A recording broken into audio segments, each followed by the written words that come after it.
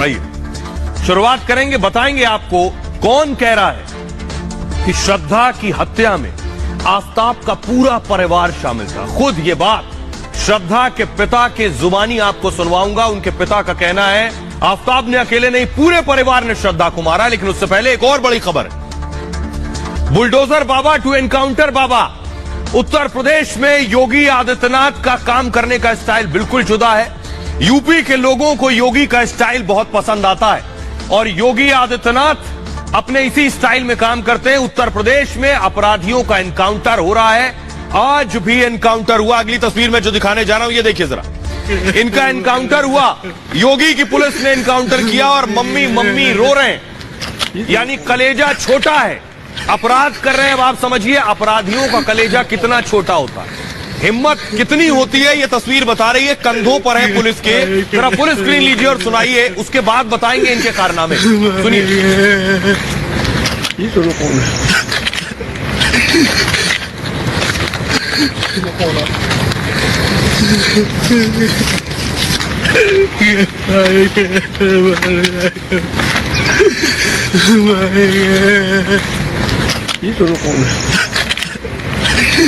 ये जिन्हें आप देख रहे हैं ग्रेटर नोएडा में इनका एनकाउंटर हुआ। इनका नाम है आबिद। एम्बियंस दीजिए। इनका नाम है आबिद। आबिद ने कार लूटी थी। उत्तर प्रदेश में साफ है कि अगर आप लूटपाट करेंगे, अपराध करेंगे, लोगों को परेशान करेंगे तो योगी की पुलिस एनकाउंटर करती है ठीक इसी तरह। देखिए पैर में गोली लगी है, घुटने पर पट्टी बंधी है और माई माई चिल्ला रहा है आबिद। योगी की पुलिस के कंधों पर है आबिद और योगी इसी स्टाइल में अपराधियों से निपटते हैं।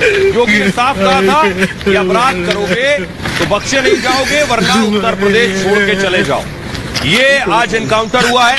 इन्होंने कार लूटी थी अपने दो साथियों के साथ मिलकर ग्रेटर नोएडा में।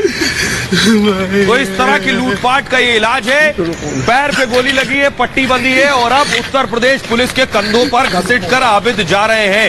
अगली तस्वीर आपको दिखाने जा रहा हूं। ये देखिए एक और एनकाउंटर हुआ। ये जो तस्वीर आप देख रहे हैं ये है एटा की। ये भी कंधों पर है। इनका भी एनकाउंटर रात में हुआ। फुल स्क्रीन लीजिए जरा, इनके बारे में आपको बताऊं। करा रहे हैं, पैर में पट्टी बंधी हुई है, वो भी आप देख रहे हैं। सुनिए पहले।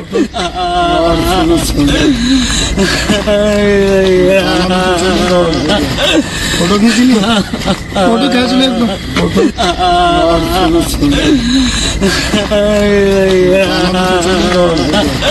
फोटो खींच ली। अलीगढ़ के बदमाश हैं। सिटी बरामद हुई है एटा में। एटा से इनकी गिरफ्तारी हुई है, वहां एनकाउंटर हुआ और उसके बाद पुलिस ने जब ठोका है उसके बाद मेडिकल कॉलेज में इन्हें भर्ती कराया गया है। जब इस तरह से पुलिस इन बदमाशों से निपटेगी तभी इनके अंदर डर और खौफ पैदा होगा। तो बुलडोजर बाबा का एनकाउंटर अवतार है। अब बुलंदशहर लिए चलते हैं आपको। ये देखिए इनको भी टांग के ले जा रही है पुलिस। योगी की पुलिस के कंधों पर है और गलती की थी इसी तरह के अपराध करने की। पुलिस स्क्रीन लीजिए जरा इनको भी। अब चलने की स्थिति में नहीं है। सुनिए।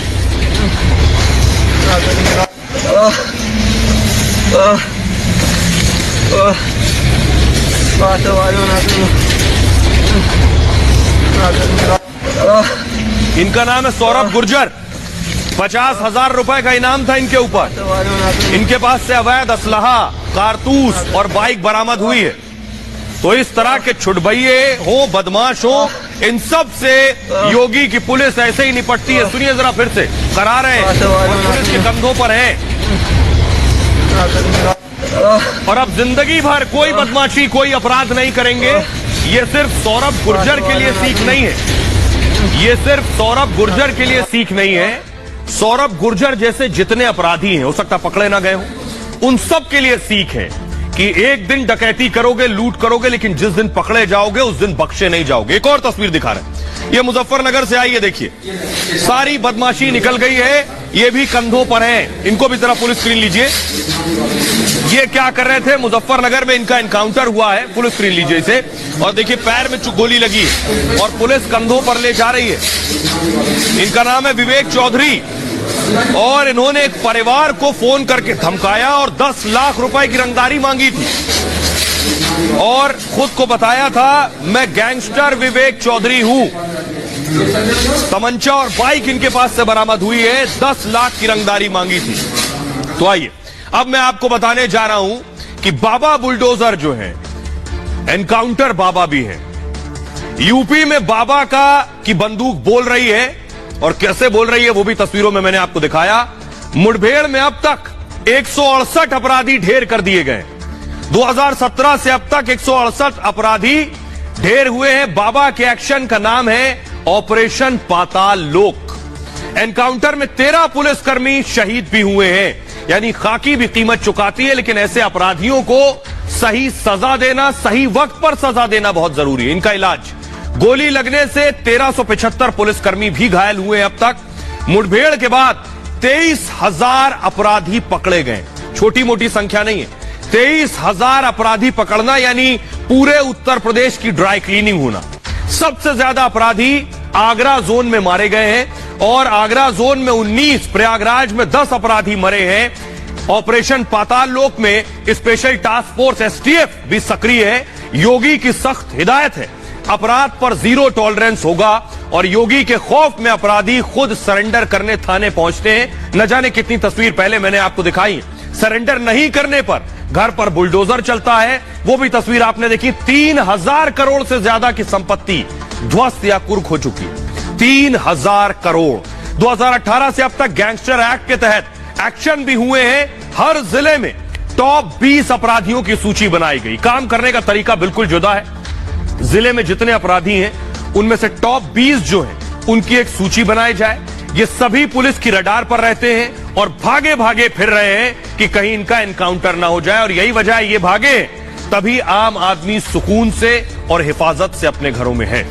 खबरों में आगे बढ़ते हैं। आज की बड़ी खबर, और वो खबर जो देश जानना चाहता है, श्रद्धा का मर्डर क्या आफ्ताब की फैमिली का ऑर्डर था?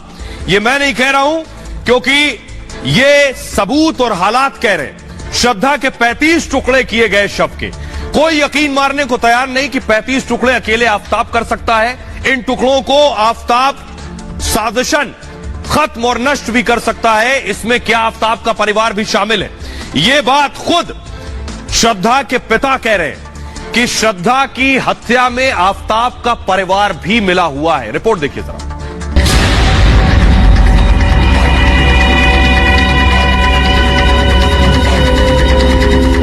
श्रद्धा के 35 टुकड़े करने में आफ्ताब का पूरा परिवार शामिल है।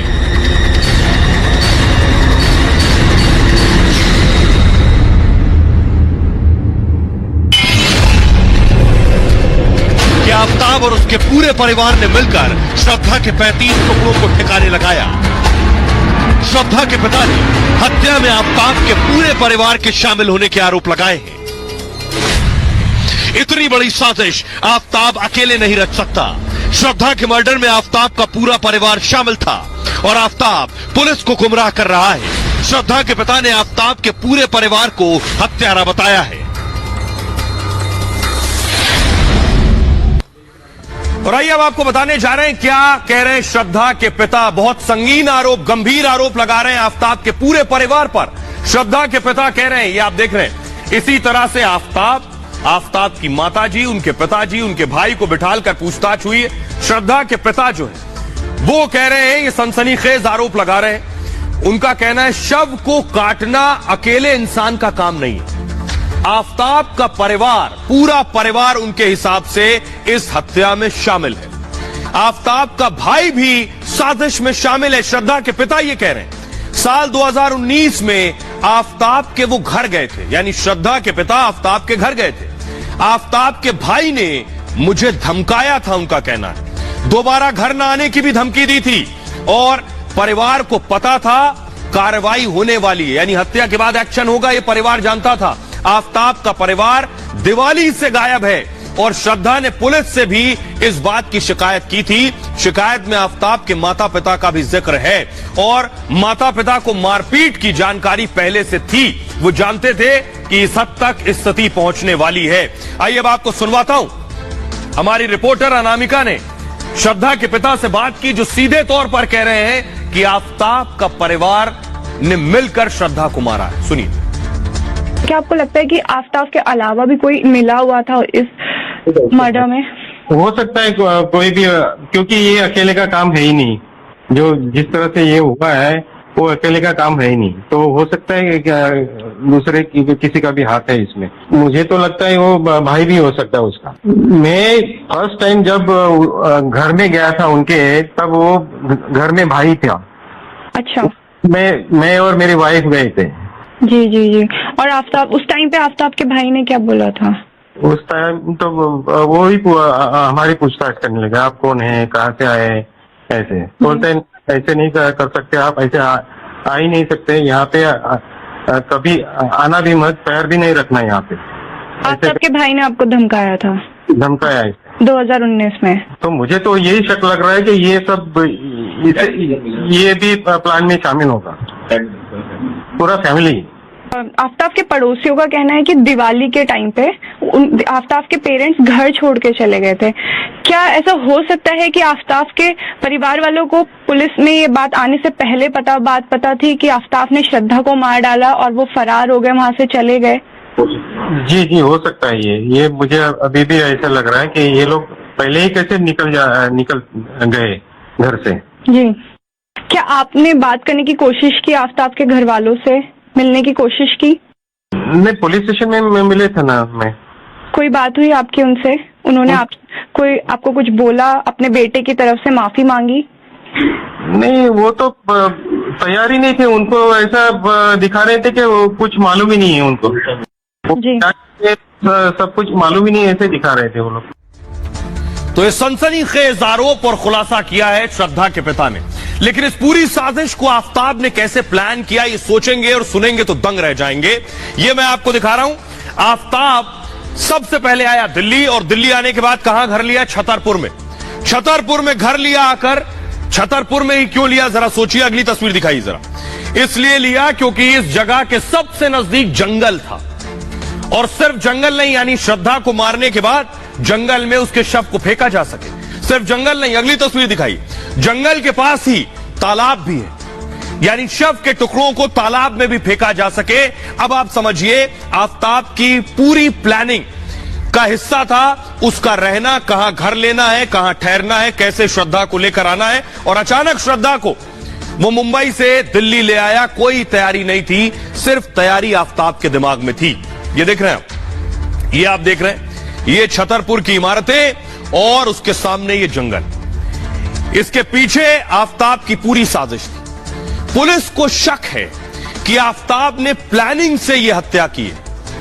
मई में आफ्ताब और श्रद्धा हिमाचल प्रदेश घूमने गए थे, मुंबई से हिमाचल गए, दिल्ली आने का कोई सीन नहीं था। तब तक दोनों का दिल्ली आने का कोई प्लान नहीं था, लेकिन हिमाचल में आफ्ताब को बद्री नाम का एक शख्स मिल गया। बद्री दिल्ली के छतरपुर इलाके का ही रहने वाला था। बद्री से मुलाकात के बाद आफ्ताब दिल्ली आ गया, और 8 मई को श्रद्धा को लेकर आफ्ताब दिल्ली आया। 8 मई को मारा कब है? 18 मई को। 8 को आया, 18 को मारा, यानी सिर्फ 10 दिन में श्रद्धा को मार दिया। दोनों पहले पहाड़गंज के एक होटल में रुके थे, और इसके बाद साउथ दिल्ली के सैदुल्ला जाब इलाके में रहे। बाद में आफ्ताब ने छतरपुर इलाके में फ्लैट देखा, उसे बिल्कुल सेट जगह लगी, प्लानिंग के हिसाब से किया सब कुछ है। फ्लैट ऐसी जगह लिया जहां आसपास जंगल था। आफ्ताब ने ऐसी जगह चुना जहां से शव को ठिकाने लगा सके, और इस तरह से पैकेट्स जो है वो लाकर फेंके जा सके। फ्लैट लेने के बाद 10 दिन बाद ही श्रद्धा की हत्या कर दी गई, यानी 18 तारीख को। हत्या के बाद श्रद्धा के शव के टुकड़े पास के जंगल में ही फेंक दिए गए। यह थी उसकी प्लानिंग का हिस्सा। ये इसीलिए कह रहे हैं कि इतना शातिर शख्स था, लेकिन ज्यादा दिन तक ये सारी चीजें छिपती नहीं है। आपको अब दिखाने जा रहा हूं कि आखिर कैसे कैसे जो इसने हत्या के लिए हथियार इस्तेमाल किए, वो एक आरी नहीं थी, 5 हथियार इस्तेमाल किए। इस तरह की चाकू थी, 1-2 नहीं, 5 चाकू पुलिस को बरामद हुई है, जिससे श्रद्धा के शव के 35 टुकड़े किए। पुलिस अब इन 5 चाकुओं का क्या करने वाली है, यह मैं आपको बताने जा रहा हूं। देखिए जरा, आफ्ताब ने 5 चाकुओं से हत्या की। आफ्ताब ने श्रद्धा के शव के 1-2 नहीं 35 टुकड़े किए। तो सिर्फ आरी से करना संभव नहीं, एक नहीं कई धारदार हथियारों का इस्तेमाल किया गया और आरी के साथ चाकू का भी इस्तेमाल हुआ है। पुलिस ने 5 चाकू बरामद किए। सभी चाकुओं की लंबाई 5 से 6 इंच है और बरामद चाकुओं को जांच के लिए पुलिस ने भेज दिया है। अभी तक आरी बरामद नहीं हुई है। पुलिस आरी की तलाश में जुटी हुई है कि इसने आरी कहां फेंकी है। आफताब ने आरी को गायब कर दिया है। गुरुग्राम में आरी फेंकने की बात कबूली थी आफताब ने। दफ्तर के पास आरी को ठिकाने लगाया था। आसपास पुलिस ने जांच भी की है। आरी मिलते ही हत्या की गुत्थी सुलझ जाएगी। लेकिन अब मैं आपको बताता हूं, पुलिस को एक चीज की तलाश है। वो चीज है श्रद्धा का मोबाइल। चाकू मिल गए हैं, आरी अभी मिलनी बाकी है। पुलिस ने लगभग 85% इस केस को सुलझा लिया है, 85%। लेकिन श्रद्धा का फोन कहां है? पुलिस को श्रद्धा के फोन की तलाश है कि श्रद्धा का फोन है कहां। इसलिए पुलिस समंदर में ढूंढ रही है फोन। अगली तस्वीर दिखाने जा रहा हूं, ये देखिए समंदर की तस्वीर दिखाइए प्लीज। समंदर की तस्वीर दिखाइए। समंदर में ढूंढ रही है पुलिस। कैसे समंदर में पुलिस उसको ढूंढ रही है वो मैं दिखाऊं। एक कैसे किस जगह पर पुलिस पहुंची। भयंदर की जो खाड़ी है ये आप देख रहे हैं, ये है वो तस्वीर। ये समंदर की तस्वीर है। भयंदर की खाड़ी में पुलिस पहुंची है श्रद्धा का फोन ढूंढने के लिए। ये आप तस्वीरों में देख रहे हैं। लेकिन आपको बताऊं कि यहां श्रद्धा का अकेले फोन नहीं, आफताब के फोन की भी तलाश है कि आफताब का फोन भी यहीं मिलेगा। तो आइए, मुंबई यानी दिल्ली से मुंबई तक जांच चल रही है। दिल्ली पुलिस पहुंची है और दिल्ली पुलिस ने भयंदर की खाड़ी में फोन ढूंढना शुरू किया है। ये आप देख रहे हैं। थोड़ा जिप डाउन कीजिए। आफताब को, पुलिस को आफताब और श्रद्धा के मोबाइल की खोज है। ये आप देख रहे हैं स्ट्रीमर। इसी तरह ढूंढा जा रहा है। महाराष्ट्र के भयंदर खाड़ी में पुलिस फोन तलाश रही है। दिल्ली पुलिस की एक टीम ने पानी में दिन भर तलाशी की है। पुलिस ने स्टीमर के जरिए यह तलाशी अभियान चलाया है और आफताब ने पूछताछ के दौरान दरअसल पुलिस को बताया था। आफताब ने बताया था कि 18 मई को श्रद्धा की हत्या के बाद वो मुंबई गया था और मुंबई जाने के बाद भयंदर की इसी खाड़ी में उसने श्रद्धा का फोन फेंक दिया। पुलिस को दोनों मोबाइल का आखिरी लोकेशन अब तक नहीं मिला। मोबाइल मिलने से हत्या के राज से पर्दा उठ सकता है और श्रद्धा आफताब के बीच क्या बातें होती थीं ये भी इस मोबाइल में है। दोनों के बीच लड़ाई की वजहों का पता भी चल सकता है। आफताब ने हत्या से पहले किन लोगों से बात की थी ये भी जानकारी इस फोन में मिलेगी। क्या आफताब के परिवार को हत्या की जानकारी थी? क्योंकि श्रद्धा ने आखिरी मैसेजेस किसे किए, आफताब से आखिरी वक्त में क्या बात कर रही थी, आफताब से जो बात कर रही थी वो किस किस से साझा कर रही थी। 2 साल पहले जब श्रद्धा ने चिट्ठी लिखी कि आफताब मुझे मार सकता है और टुकड़े टुकड़े कर सकता है, तो अब हत्या से पहले न जाने फोन में क्या क्या हो। हत्या, श्रद्धा की हत्या की साजिश में कौन कौन शामिल था यह भी खुलासा होगा। हमारी सहयोगी अंजलि भयंदर में उस खाड़ी पर मौजूद थी जहां पुलिस फोन तलाश रही थी। अंजलि की जरा रिपोर्ट देखिए। आपको वो तस्वीर दिखाते हैं जहां का आफताब ने इशारा किया है। दरअसल ये है भयंदर की खाड़ी जो कि मुंबई में है और आप चारों तरफ देख सकते हैं, सिर्फ आपको चारों तरफ पानी ही पानी नजर आ रहा है। यहाँ पर पुलिसकर्मी पहुंचे हुए हैं, दिल्ली पुलिस की भी टीम है, यहाँ पर मुंबई पुलिस की भी टीम है और यहाँ पर नेवी के भी कुछ जवान है जो कि पूरी मदद कर रहे हैं। यहाँ पर और भी गोताखोरों की भी मदद दी जा रही है जो तलाश कर रहे हैं आफताब के फोन की, क्योंकि अब आफताब ने इशारा किया है, बताया कि क्या पता ट्रेन से गुजरते वक्त या फिर यहाँ पर आकर के खुद आफताब ने फोन को ठिकाने लगाया है। अब सवाल यह है कि आफताब का अकेला खुद का फोन था या फिर साथ ही साथ श्रद्धा के फोन को भी यहाँ पर ठिकाने लगाया। तो इसी को तलाश करने के लिए यहाँ पर पुलिस की तमाम टीमें पहुंची हुई है। तो हमारी सहयोगी अंजलि की रिपोर्ट आपने देखी, लेकिन इस बीच बड़ी खबर आ रही है। आपको बता दें कि आफताब का पॉलीग्राफ टेस्ट हो रहा था, सच निकालने का टेस्ट। झूठ बोल रहा है कि आफताब इसका टेस्ट हो रहा था। आज आफताब का पॉलीग्राफ टेस्ट खत्म हो गया है और कल फिर आफताब का पॉलीग्राफ टेस्ट होगा। ये तीसरा दिन होगा कल जो उसे एफएसएल लेकर आया जाएगा। ये तस्वीरें मैं आपको दिखा रहा हूं। आफताब को लेकर जिस वक्त पहुंची थी एफएसएल की टीम, एफएसएल पहुंची थी रोहिणी में। ये जो तस्वीरें मैं आपको दिखा रहा हूं उसके पॉलीग्राफ टेस्ट के लिए ले जाया गया था। आफताब सच उगलेगा। आज क्या कुछ सवाल जवाब हुए हैं आफताब के साथ। कल फिर यानी तीसरे दिन आफताब से फिर पॉलीग्राफ टेस्ट किया जाएगा। ये देख रहे हैं, इसी तरह होता है पॉलीग्राफ टेस्ट। आफ्ताब को बिठाया गया, उसके कुछ चीजें जो लगाई गई आप देख रहे हैं। उसके बाद आपको मॉनिटर पर नजर आ रहा है, लैपटॉप के मॉनिटर पर फ्रीक्वेंसी। इसी तरह से पॉलीग्राफ टेस्ट होता है। 8 घंटे तक ये पॉलीग्राफ टेस्ट चला है आफ्ताब का, 8 घंटे चला। झूठ पकड़ने के लिए लाई डिटेक्टर टेस्ट होता है, समझ लीजिए। पॉलीग्राफ टेस्ट का ये दूसरा चरण था आज। कल पहला चरण हो चुका है और अब कल तीसरा चरण होगा। 5 मनोवैज्ञानिकों ने बंद कमरे में उससे सवाल जवाब किए। इस चरण में मशीन का इस्तेमाल होता है जो आपको दिख रही है। इसमें होता क्या है, शरीर पर जो मशीन लगी है इन्हें बोलते हैं कार्डियो कप्स या इलेक्ट्रोड्स। इन्हें लगाया जाता है शरीर पर और दिल की धड़कन रिकॉर्ड की जाती है, वो भी आपको नजर आ रहा है। ब्लड प्रेशर क्या है अपराधी का, पसीना, पल्स को भी मापा जाता है। ये सारी चीजें होती है। मशीन हर गतिविधि को दर्ज करती है। यही आफ्ताब के साथ आज हुआ है। आफ्ताब से कई अनसुलझे सवाल भी पूछे गए हैं। पहला सवाल आफ्ताब से पूछा गया कि श्रद्धा से तुम्हारी पहली मुलाकात कब और कैसे हुई थी। नवंबर 2020 में श्रद्धा से मारपीट की थी, यह सवाल, क्योंकि श्रद्धा ने इसी की चिट्ठी लिखी है। मुंबई से निकलकर सबसे पहले तुम कहां गए, उससे पूछा गया। चौथा सवाल, दिल्ली कब पहुंचे और कहां कहां उसके बाद रहे हो तुम। पांचवा सवाल, 18 मई को आखिर हुआ क्या था जिस दिन श्रद्धा की हत्या आफ्ताब ने की है। श्रद्धा की हत्या कैसे की, यह सवाल भी पूछा गया।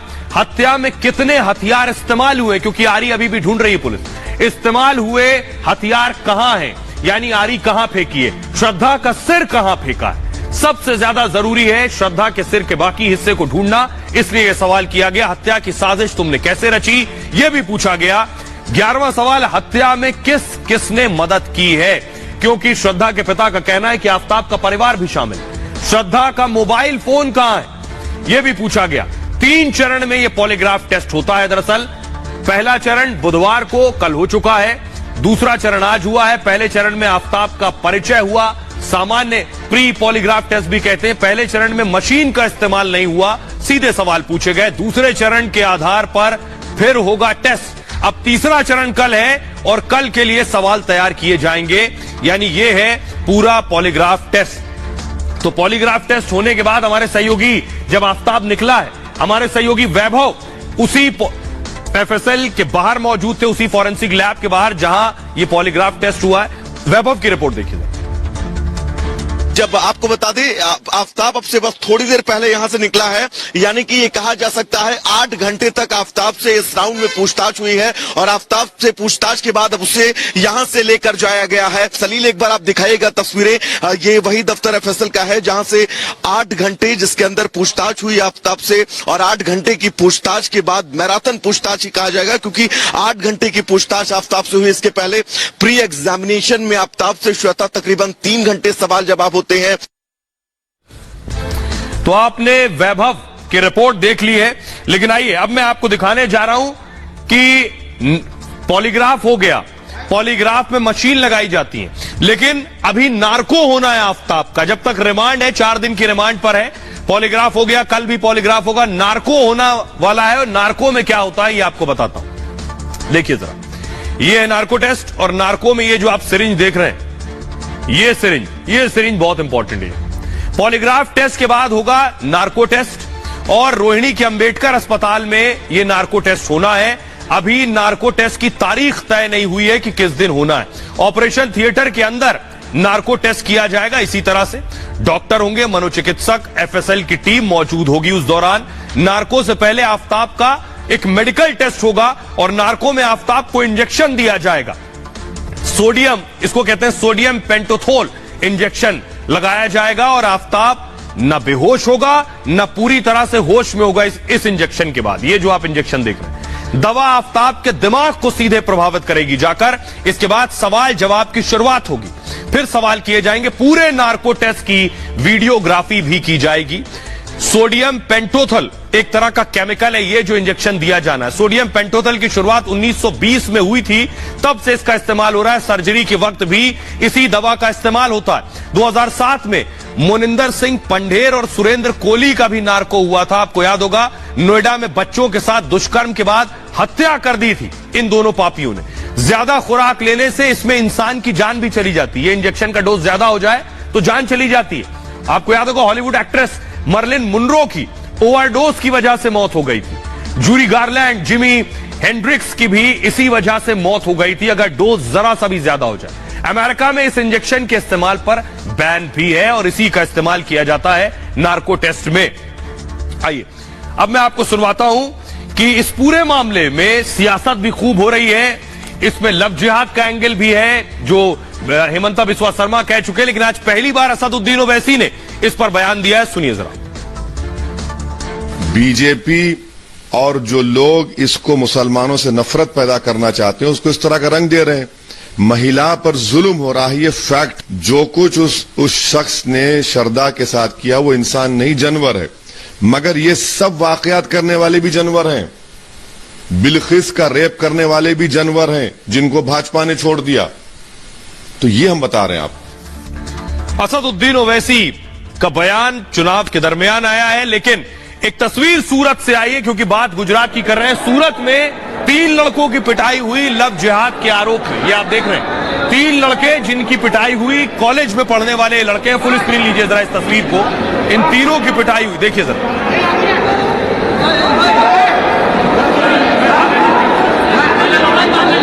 महावीर, सूरत के महावीर कॉलेज के, ग्रिड हटाइए, सूरज के महावीर कॉलेज के स्टूडेंट हैं और लव जिहाद के आरोप में 3 लड़कों की पिटाई हुई है।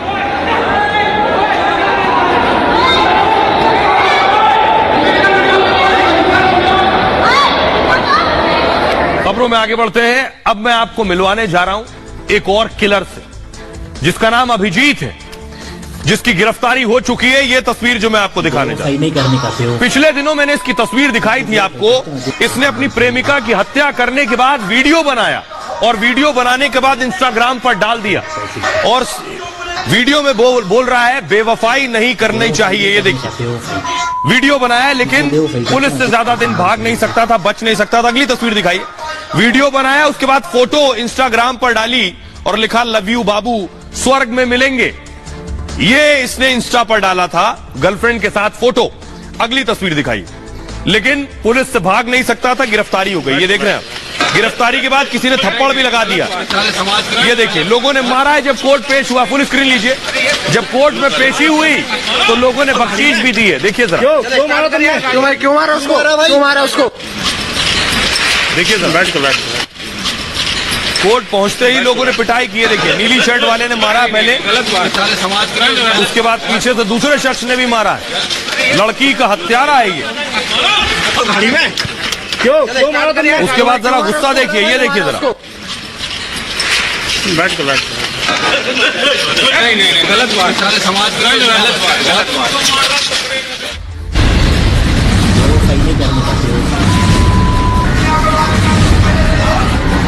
अभिजीत ने अपनी गर्लफ्रेंड को रिजॉर्ट में ले जाकर बेरहमी से हत्या कर दी थी और उसके बाद उसका वीडियो बनाया। गर्लफ्रेंड की हत्या के बाद यह वीडियो अभिजीत ने सोशल मीडिया पर भी डाल दिया। प्रेमिका की हत्या के बाद अभिजीत वहां से फरार हो गया। पुलिस को चकमा दे रहा था, लेकिन पुलिस ने इस साइको किलर को हजारों किलोमीटर ढूंढने के बाद इसकी फिंगरप्रिंट से इसकी पहचान की और अब यह पुलिस के शिकंजे में। तो अब मैं आपको बताने जा रहा हूं कैसे इसने पूरी साजिश रची। प्रेमिका को मारने से पहले बाकायदा प्लान बनाया, ठीक उसी तरह समझ लीजिए जैसे आफ्ताब। ये आप देख रहे हैं 6 नवंबर को ये जबलपुर रिजॉर्ट पहुंचा। ये आपको बताऊं, ये खुद जो है नासिक का रहने वाला है। राजस्थान में गिरफ्तारी हुई है और मध्य प्रदेश में गया था मारने के लिए। नाम बदलकर रिजॉर्ट में रूम बुक किया इसने। 2 दिन तक लड़की के साथ रिजॉर्ट में ठहरा। 8 नवंबर को रिजॉर्ट में शिल्पा की हत्या कर दी।